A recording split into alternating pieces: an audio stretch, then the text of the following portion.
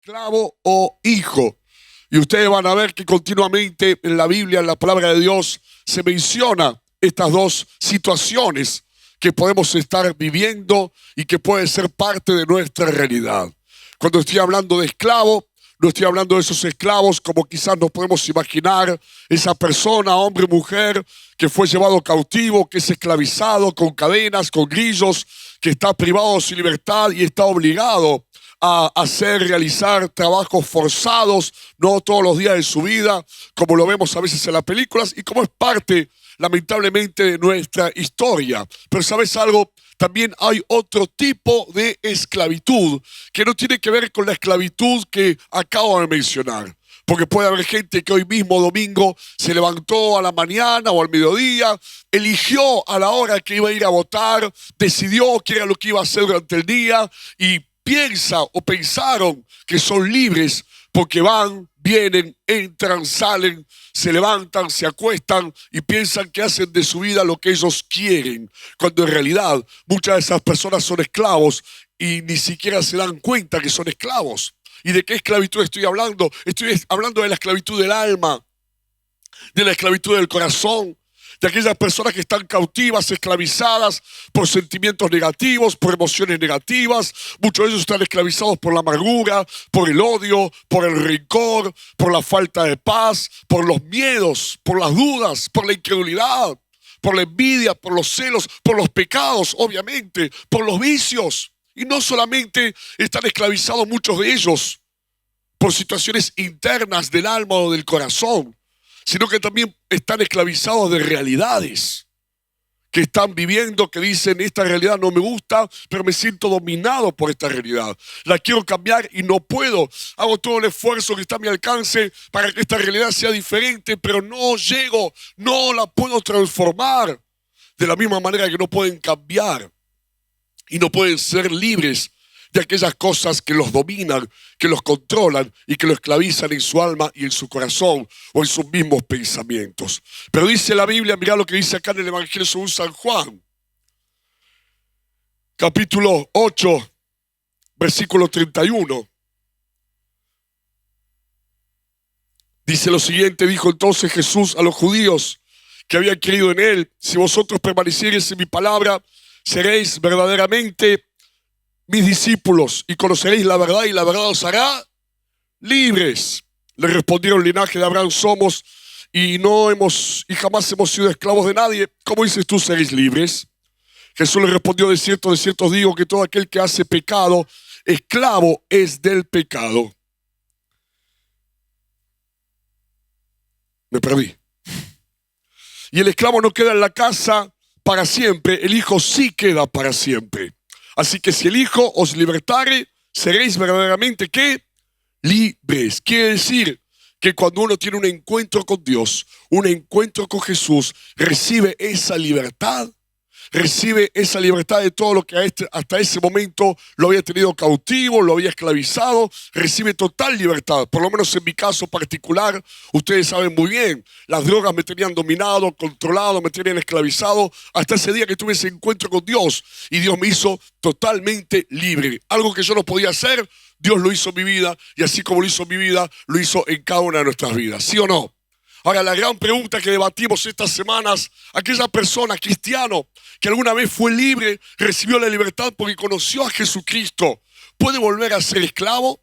¿Se puede volver a sentir cautivo de un sentimiento, de una emoción, de un pecado, de un vicio, de los miedos, de las dudas o de la incredulidad, de la amargura o del enojo, de la frustración o del fracaso? Y la respuesta es: aquello que antes te esclavizaba no te puede volver a esclavizar. Aquello que antes te dominaba no te puede volver a dominar, puntos suspensivos, si no lo dejas. Por eso el apóstol Pablo hacía a los romanos, como también le hablaba a los de la iglesia de Galacia, que habían conocido a Dios, eran hijos de Dios, estaban en la iglesia, les decía: no se vuelvan a esclavizar, ustedes ya no son esclavos, son hijos de Dios, no vuelvan a dejarse esclavizar por los miedos, por el temor, por las dudas. Dice: permanezcan en la libertad con que Cristo los hizo libres. Como diciendo, Dios los hizo libres, cuiden su libertad, porque si ustedes lo dejan, la pueden perder. Si ustedes le abren la puerta a todo aquello que viene a golpear, allí a la puerta de la mente, a la puerta del corazón, a la puerta del alma, y la abrís, eso que antes se fue, que alguna vez estuvo y se fue, vuelve y se te vuelve a instalar. Como aquellas personas que uno le abre la puerta de la casa y de tanto que le abrís la puerta de tu casa, se te instala. Como algunas personas dicen, este no me lo saco más de encima. Se me instaló, no se va más. Le abrí la puerta 1, 2, 3 veces y ya está. Ahora viene la mañana, viene el mediodía, entra como Pancho por su casa. De la misma manera sucede en lo espiritual. Cuando alguien le abre la puerta a ese pecado, a esa tentación, a eso que antes lo tenía controlado, esclavizado, se te vuelve a ¿qué? A instalar. Vuelve a dominarte y vuelve a controlarte. Por eso la exhortación del apóstol Pablo diciendo, no dejen que lo que antes los esclavizaba, los vuelva a esclavizar. No dejen que lo que antes los tenía cautivos, los vuelva a hacer cautivos. Porque el esclavo, lo acabamos de leer, no queda en la casa para siempre. El hijo sí queda para siempre. ¿Esclavos de qué? No queda en la casa para siempre. Y cuando hablo de casa, qué linda palabra casa, ¿eh? Porque la casa es sinónimo de qué? De cuidado, de protección, de compañía, de familia, de amor, de unidad, de protección, de provisión, de paz. ¿Eso es la casa? O díganme cuántos de ustedes cuando termina el día laboral dice, qué ganas de volver a casa. Espero que lo digan, ¿no? Porque quizá alguno dice, no, déjame dar un par de vueltas por la ciudad, porque mi casa es un lío bárbaro, no quiero volver. Bueno, eso no es lo ideal es que uno pueda decir, porque está ahí en su casa y se siente bien, acompañado, cuidado, protegido, amado, ¿no? Está allí con ese calor del hogar. ¿Sabes algo? Cuando acá habla de la palabra casa, no está hablando de la casa material, está hablando de la casa espiritual, por lo que acabamos de mencionar, el amor, la paz, el cuidado, la protección y la provisión te la da Dios, te la da nuestro Padre Celestial.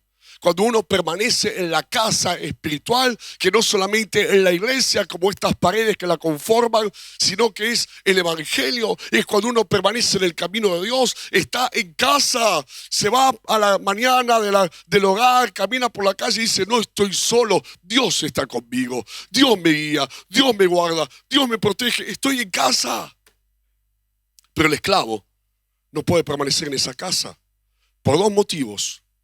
Porque aquello que lo esclaviza, lo termina sacando de la casa. El temor, el pecado o los vicios lo terminan sacando de la casa y con mucho dolor y a la vez respeto. Cuando hablo de temor, cuando hablo de cristianos con temor, con miedo, con dudas, con incredulidad, puede pasar, sí. Puede pasar una mañana, una tarde, algunos días. Pero muy diferente es cuando un cristiano vive dominado de una manera constante por los miedos. Vive dominado de una manera constante por el pecado, por los vicios, por la depresión, por la frustración, por el fracaso, por el desánimo. Cuando el evangelio, ¿qué es? Es paz, es gozo, es salvación, es fe, es confianza, es esperanza. Y si no estás viviendo lo que estoy mencionando, es porque ahí hay un problema que tiene que ser resuelto. No sigas adelante pensando que está todo bien, que esto es el evangelio, porque eso no es el evangelio. El evangelio es respuestas, es sanidad, es transformación, es cambio, es ir de gloria en gloria, de victoria en victoria. Como dijo el apóstol Pablo, nuestro hombre exterior se va desgastando, se va deteriorando, pero el hombre interior, el alma, el corazón, se renueva de día en día. ¡Wow! Por la presencia de Dios, por el poder de Dios. Y eso es lo que nos tiene que pasar. Pero también está aquel esclavo que no queda en la casa, porque es esclavo de la religión. ¿Cómo se puede ser esclavo de la religión? Porque el esclavo está en la casa por imposición, no por elección. El esclavo está en la casa por un mandato, de una manera que forzada, obedece a la fuerza y no por una decisión o una elección personal. ¿Y cuánta gente vive el evangelio así? Son esclavos de la religión. Dicen, tengo que ir a la iglesia. Tengo que hacer esto, tengo que hacer lo otro. Viven el evangelio como si fuese una carga pesada de llevar. Viven el evangelio como si fuese una obligación, un conjunto de mandatos, de órdenes, de leyes que tienen que obedecer aunque no quieran obedecerlas. Y el que vive el evangelio y es preso, es esclavo de esa religión, porque el evangelio no es religión, el evangelio es relación. Pero aquel que vive en vez de vivir una relación, vive una religión, es esclavo de esa religión. Y en donde ve la puerta entreabierta, ¿sabe lo que hace? Se va corriendo. En cambio, el hijo permanece en la casa. ¿Sabes por qué? Porque el hijo disfruta de la casa. Para el hijo no es pesado estar en la casa. Para el hijo no es una obligación estar en la casa. El hijo quiere estar en la casa, disfruta de las bendiciones del Padre, recibe el amor del Padre, sabe lo que es el verdadero evangelio, lo que es el verdadero cristianismo, y dice: qué lindo ser hijo, qué lindo ser hija de Dios, y que Dios sea mi Padre. De este lugar no me quiero ir más, de esta casa nada ni nadie me va a mover, porque yo no vivo una religión, yo vivo una relación con el Padre Dios Todopoderoso. Él es mi Padre y yo soy su hijo o su hija.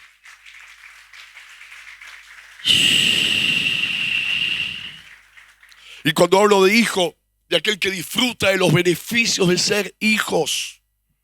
Por eso en esta noche quiero preguntar, no hace falta que me contesten, pero que uno mismo pueda preguntarse también: ¿estoy siendo esclavo de una religión que me cuesta y por un mandato y me siento forzado y obligado a estar acá o a hacer lo que Dios dice que haga? ¿O estás viviendo como un hijo, una hija de Dios?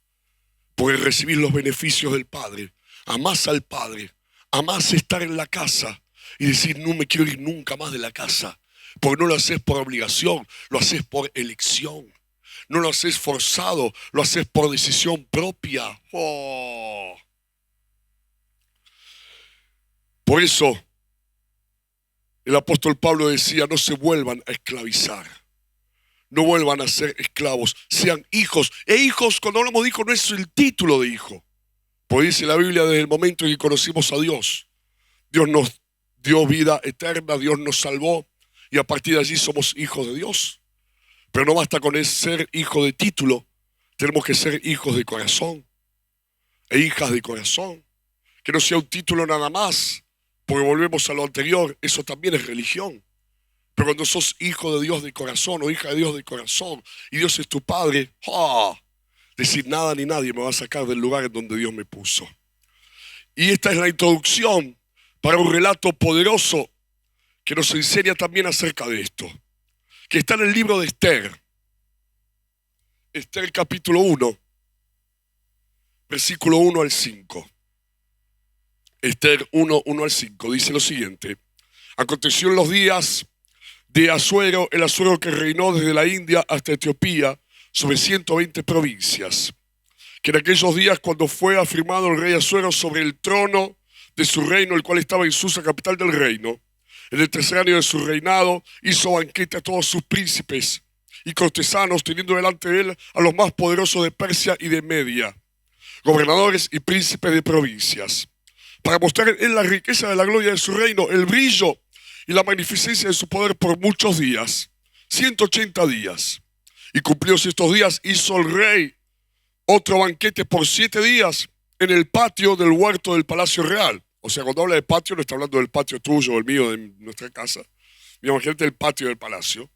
A todo el pueblo, mirá si era grande el patio, ¿no? A todo el pueblo que había en Susa, capital del reino, desde el mayor hasta el menor. Versículo 9. Asimismo, la reina Basti hizo banquetes para las mujeres en la casa real del rey Asuero.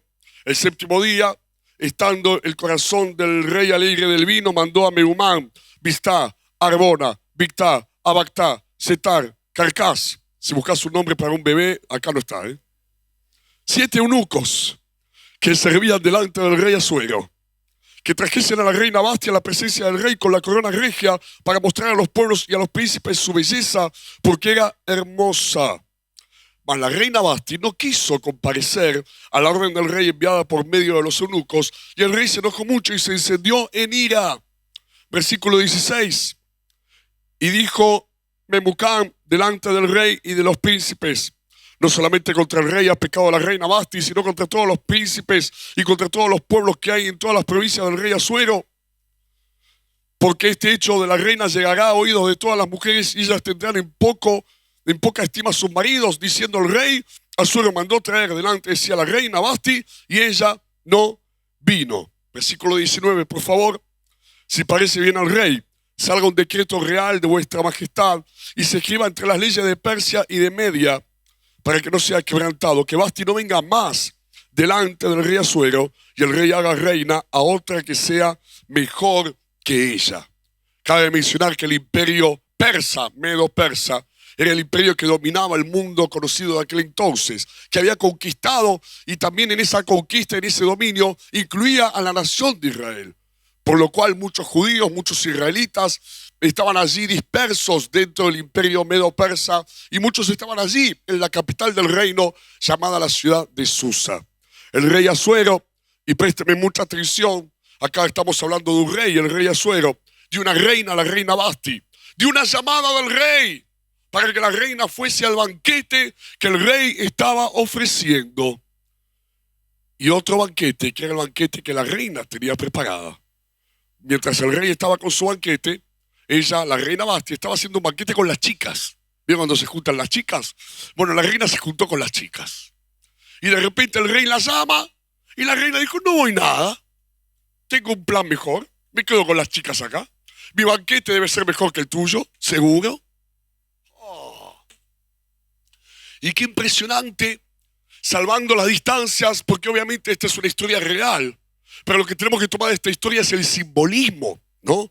Por así como aquí hay un rey, así como acá hay un banquete servido de seguramente cosas deliciosas, hay una llamada del rey a la reina. De la misma manera en el evangelio, porque estamos también en el reino de Dios, hay un rey que se llama Jesús, hay un rey que es nuestro Dios todopoderoso y a la misma vez también hay un banquete, pero no de comida material, sino de comida espiritual, que gracias a Dios siempre está servido. Siempre hay una mesa preparada con alimento espiritual, porque Jesús mismo dijo, yo soy el pan de vida. El que a mí viene no tendrá hambre, porque comes del pan de vida que es Jesús. Hoy en esta noche, ¿cuántos vinieron a la iglesia esta noche? La mitad vino, la otra mitad no vino. La mesa está servida. Yo no sé cuántos están comiendo, pero la mesa está servida porque te está llenando, no el estómago, te está llenando el alma, te está llenando el corazón. Ya va a haber tiempo para llenarnos el estómago, pero habrá tiempo de llenarnos el alma, el corazón. Por eso también acá hay un banquete, y este banquete no está solamente los días domingos a la tarde, o a la mañana, o el sábado a la noche cuando hay reunión en la iglesia. Cuando te levantás, el Espíritu Santo, así como el rey llamó a la reina Vasti, el Espíritu Santo susurra a tu oído y te dice, el rey te está esperando. Te llama cuando te arrodillás en oración, cuando te inclinás a leer la palabra de Dios. También estás comiendo del banquete espiritual que nuestro rey nos tiene preparados a cada uno de nosotros todos los días de nuestras vidas. Pero ¿qué vemos acá? ¿Qué vemos acá? Que esta reina despreció literalmente el banquete del rey, diciendo, tengo un banquete mejor y mis planes seguramente son mejores que los tuyos. Y a causa de esa desobediencia, la reina Vasti quedó afuera del privilegio de seguir siendo reina y se quedó afuera del palacio. Y acá hay dos palabras, obediencia y desobediencia. Si bien vos y yo entramos a la casa, como antes mencionaba, entramos al evangelio por la fe, por la gracia, por la misericordia de Dios que estamos acá, no por nuestras obras, ¿sí o no?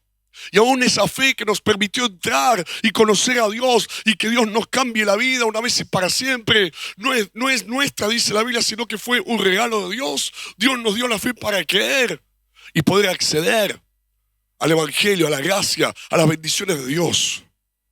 Pero la manera para quedarnos, la manera en que permanecemos es a través de la obediencia. ¿Obediencia a qué? Obediencia a Dios, obediencia a la palabra. Porque la desobediencia es la que te termina sacando de la casa, sacando de los planes de Dios, dejando afuera como se quedó afuera la reina Vasti. Cuando Dios nos llama, nunca le digas no, siempre decirle sí, Señor, porque yo sé que tus planes son mejores que los míos y el banquete que vos tenés es mejor de lo que yo me pueda imaginar. Pues algunos dicen, no, yo tengo mis planes, yo tengo mi banquetito que me está esperando. Porque el mundo también nos pone un banquete por delante. Todos los días hay 2 banquetes, todos los días hay 2 caminos para elegir, todos los días hay 2 elecciones, obedecer o desobedecer. Seguir los planes de Dios o nuestros planes, nuestra voluntad o su voluntad. El banquete que el mundo nos ofrece, lleno de individualismo, de egoísmo, de egocentrismo, de placeres pasajeros, de pecados. O el banquete que Dios nos pone por delante, que es la comida espiritual. Y cuando uno toma una mala decisión y en vez de obedecer desobedece, cuando uno toma una mala decisión y dice, no, mis planes como la reina Vasti seguramente son mejores que tus planes. Cuando uno toma una mala decisión y dice, no, mi banquete o el banquete que el mundo me ofrece debe ser mejor que el banquete de Dios. ¿Sabes lo que sucede? Decirle que está al lado tuyo, te quedás afuera, ¿eh? Te quedás afuera. Te quedás afuera. Porque en definitiva, escucha esto. La reina Vasti fue esclava de su propia desobediencia, de sus propios planes y de su propia rebeldía. Por eso se quedó afuera la reina Vasti. Por eso. Pero qué bueno que vos y yo estamos entendiendo. Porque la obediencia, a veces esa palabra, yo sé que si hay una palabra que tiene un ranking negativo, en vez de tener un ranking positivo, es obediencia. ¿A quién le gusta obedecer? A los niños, desde chiquitito, uno le habla de obediencia, no quieren saber nada, ¿no? Pero esta obediencia a Dios, como dice la palabra de Dios, nos enseña la Biblia, la voluntad de Dios es agradable y perfecta. Cuando obedeces, la obediencia te acerca al banquete, la obediencia te hace sentar en el banquete, la obediencia te hace permanecer en el lugar de privilegio, en el lugar de autoridad, en el lugar de gracia, de favor y de misericordia que Dios tiene preparado para tu vida. La obediencia te hace permanecer en la casa, en el palacio del rey, para disfrutar de todas las bendiciones que Él tiene para vos. Qué bendición obedecer. Pero no solamente para vos, porque así como la desobediencia trae consecuencias, no solamente para uno, sino para todos los demás. Porque ustedes vieron lo que pasó. Después de que la reina Vasti dijo, no quiero ir nada a tu banquete, no me gusta tu banquete, me quedo con mi banquete. El rey se enojó, pero no fue apresurado. Preguntó a los consejeros, ¿qué hacemos? Y los consejeros le dijeron, mira, si lo dejas así, rey, va a haber una revolución feminista acá, ¿eh? Pero no el feminismo bien entendido, ¿eh? Porque aún Jesús defendió a la mujer. Pero cuando hablamos del feminismo positivo, estamos hablando de valorizar a la mujer, de dignificar a la mujer, ¿sí o no? De levantar la estima de la mujer, de que tenga el valor que Dios quiere que tenga. Por supuesto, hay otro feminismo que no es el real, que es el negativo, en donde inspira lamentablemente a las mujeres a llenarse de odio, de venganza, de bronca, de rencor, ¿no? Como para deshacer todo lo que existe. No, eso no es. Porque a paz nos llamó el Señor. Y entonces los consejeros le dijeron al rey, mirá, su desobediencia va a contagiar a todas las demás. Y pasa eso. La desobediencia no solamente nos afecta a nosotros, sino que afecta a todos los que están a nuestro alrededor. De la misma manera, cuando vos obedeces a Dios, hay bendición sobre tu vida, hay bendición sobre tu casa, hay bendición sobre tu familia, hay bendición sobre tus hijos y hay bendición sobre los hijos de tus hijos. ¡Oh! Te acompaña, te guarda, te guía y te sigue la bendición de Dios cuando hay obediencia de nuestra parte. ¿Cuántos dicen amén? Y le dan un aplauso a Jesús por eso.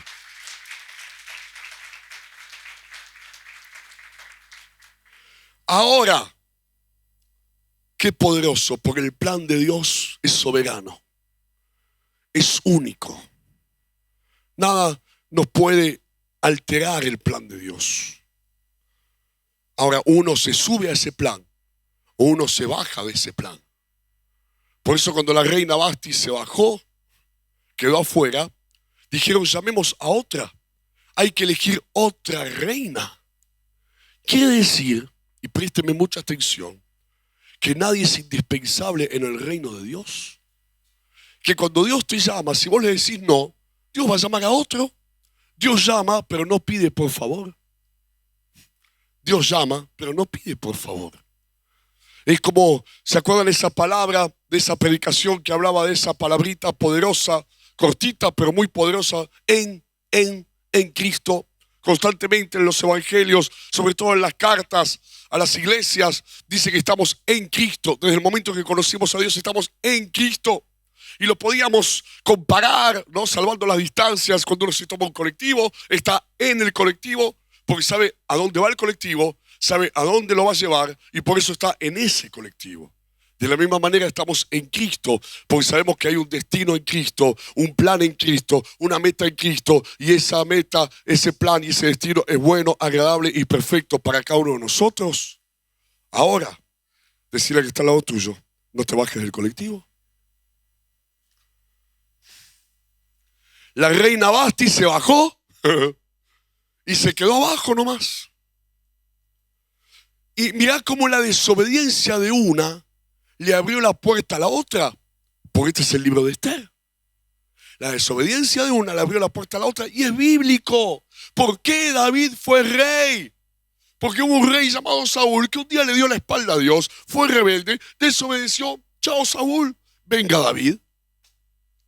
¿Por qué hubo otro apóstol, una vez que Jesús ya había muerto, resucitado y había sido llevado al cielo, que ocupó el lugar de quién? ¿Se acuerdan de Judas? Que lo traicionó el Señor. Dejó un lugar vacante y otro ocupó su lugar. Y escuchá, si vos y yo estamos en el Evangelio, lo dice la Biblia allí en el libro de los Romanos, es porque el pueblo de Israel, porque Jesús había venido primeramente al pueblo de Israel, pero el pueblo de Israel le dio la espalda, no le creyó, fue rebelde, no quiso saber nada con Jesús, y entonces vos y yo tuvimos la oportunidad de entrar a esta gracia maravillosa. Por eso lo vuelvo a repetir, San Juan dice, a los suyos vino, pero a los suyos no le recibieron. Por eso, a los que creyeron en su nombre, a vos, a mí, nos dio potestad de ser hechos hijos de Dios, los cuales no son engendrados de sangre, ni de carne, ni de voluntad de varón, sino de Dios. Y entonces tuvieron que buscar otra reina, y esta parte me encanta, porque viene un concurso de belleza, un reality show, con todas las letras. Mira lo que dice el capítulo 2, versículo 5.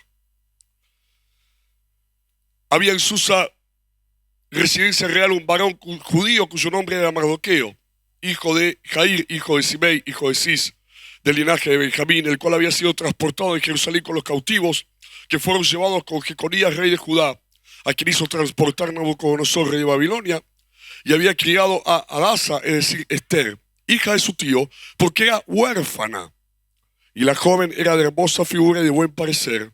Cuando su padre y su madre murieron, Mardoqueo la adoptó como hija suya. Sucedió pues que cuando se divulgó el mandamiento y el decreto del rey y habían reunido a muchas doncellas en Susa, residencia real a cargo de Hegai, Esther también fue llevada a la casa del rey, al cuidado de Hegai, guarda de las mujeres.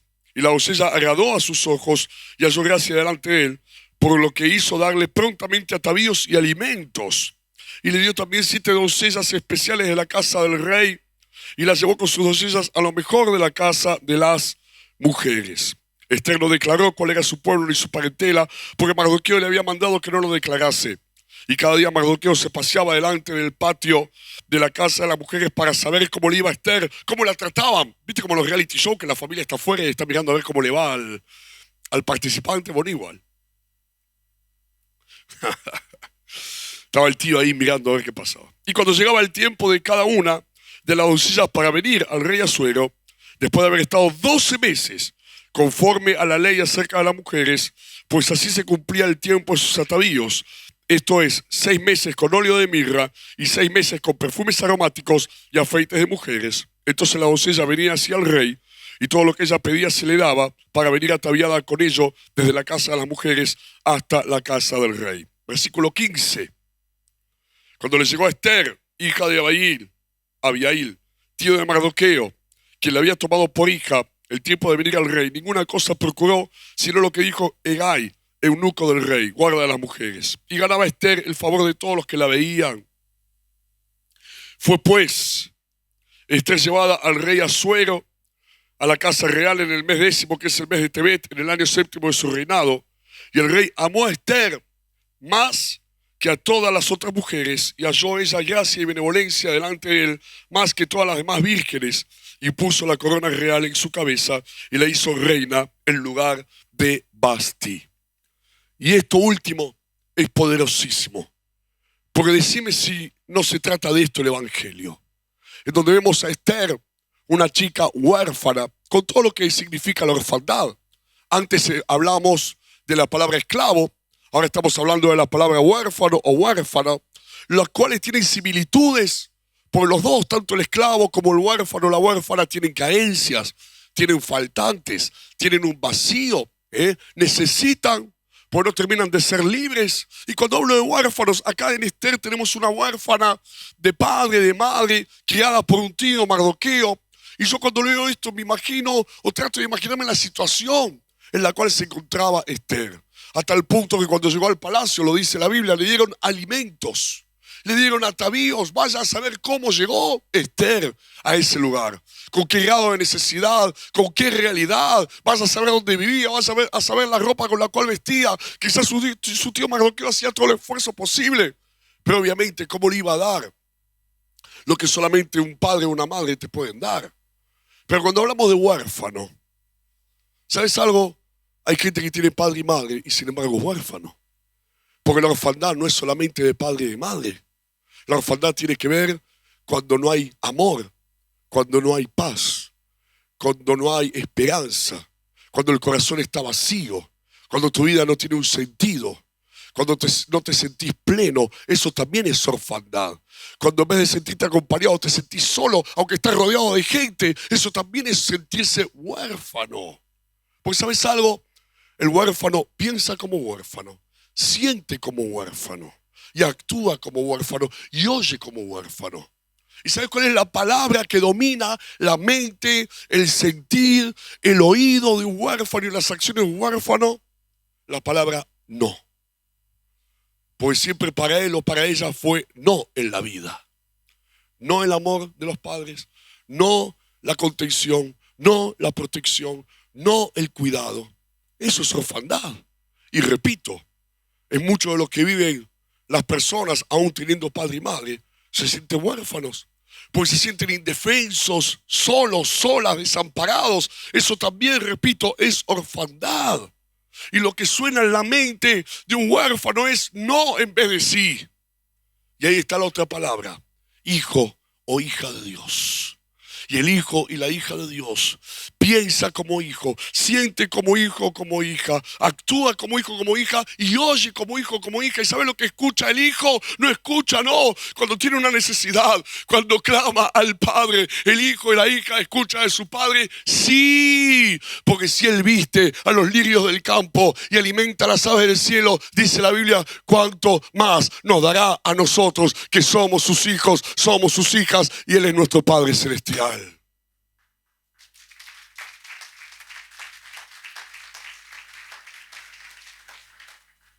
Y acá vemos una chica que hubiese sido una más, sin futuro, de repente elegida por Dios para ser llevada desde allí abajo hasta lo más alto, para ser llevada desde atrás hasta adelante.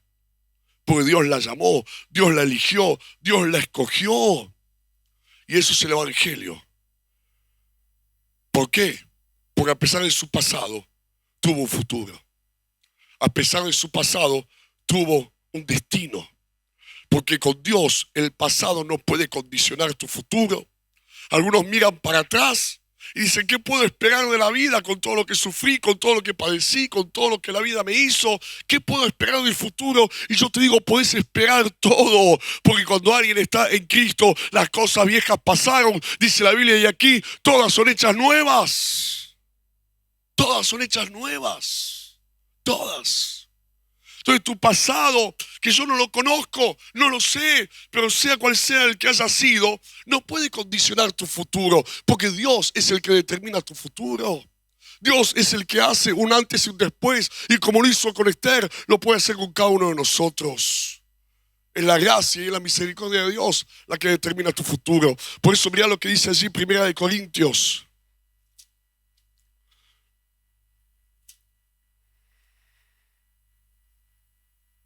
Capítulo 1, versículo 26.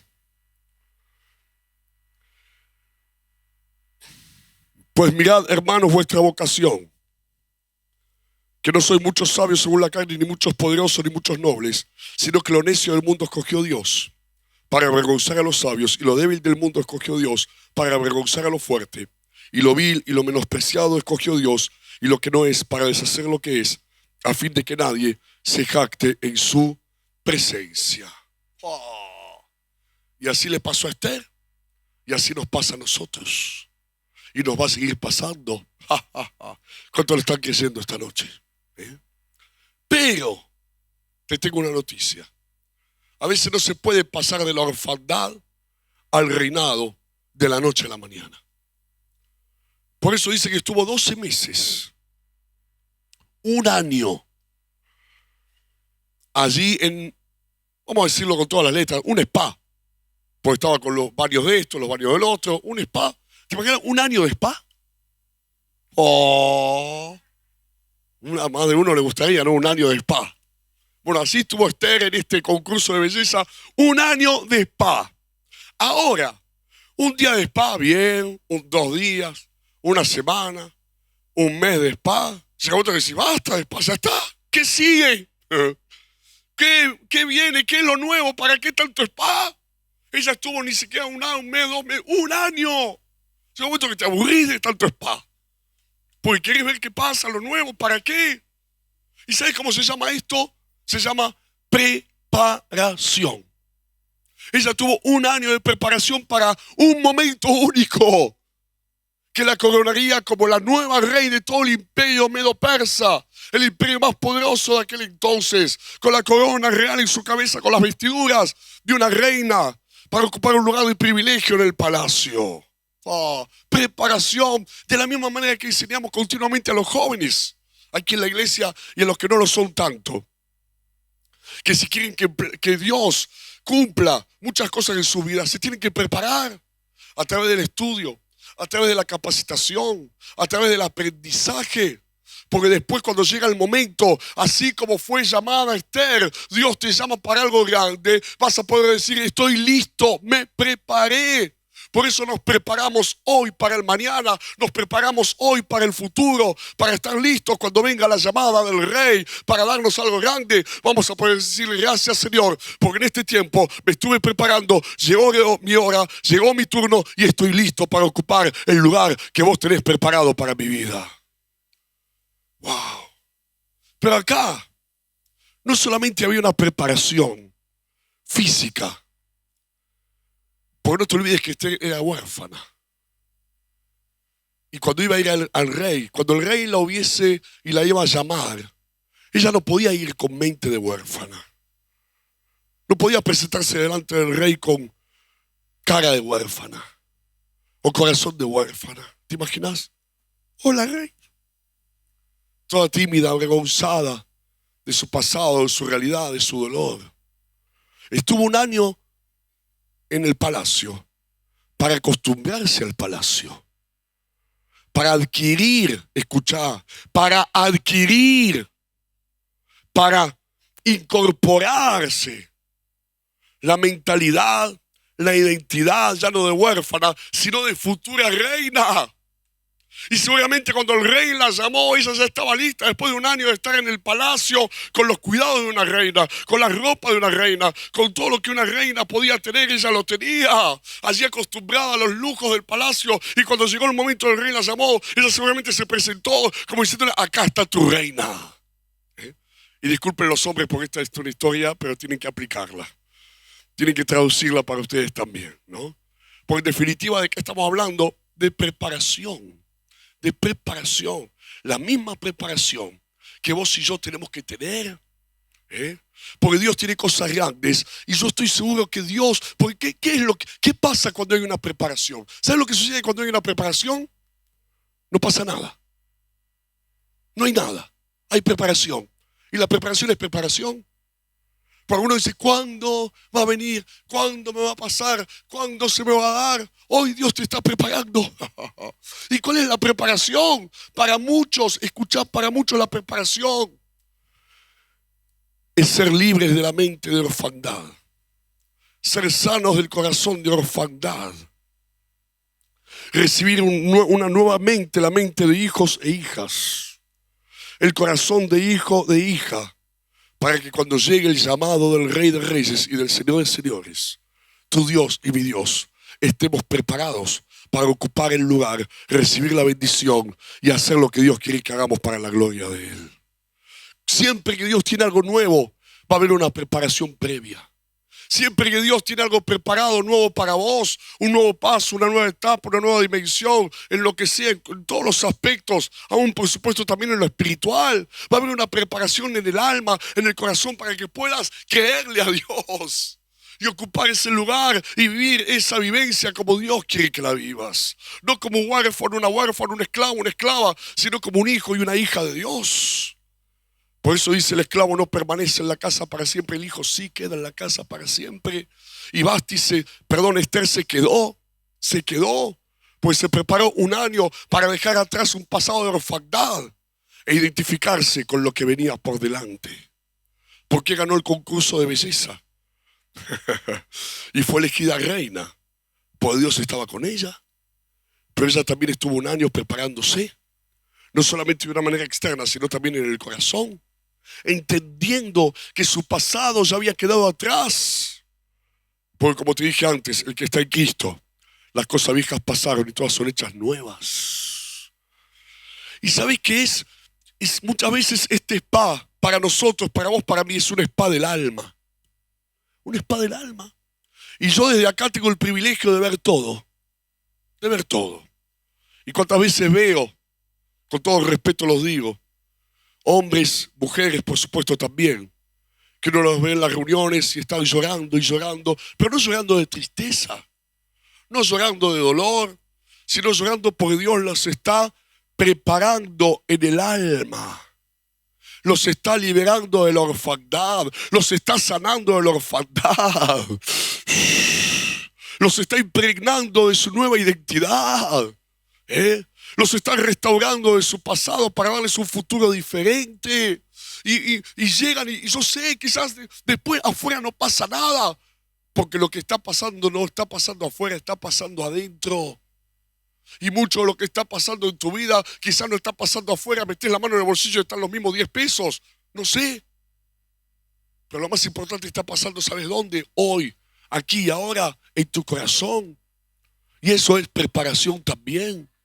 Quizás volvés a tu casa y está la misma realidad. Quizás volvés a tu trabajo y está la misma realidad. ¿Se te dio lo que estás orando? Todavía no. Dios te contestó lo que estás pidiendo? Quizás todavía no. ¿Cambió esa realidad? Quizás todavía no. Pero algo está pasando. Te estás preparando en tu alma. Te estás preparando en tu corazón. Dios te está teniendo en ese spa del alma. Te está sanando. Te está restaurando para el momento en el cual el Rey te llame. Pueda decir, estoy listo. Estoy lista para recibir la bendición de mi Padre Dios Todopoderoso. Estoy listo para recibir ese tiempo nuevo que Dios tiene para mí.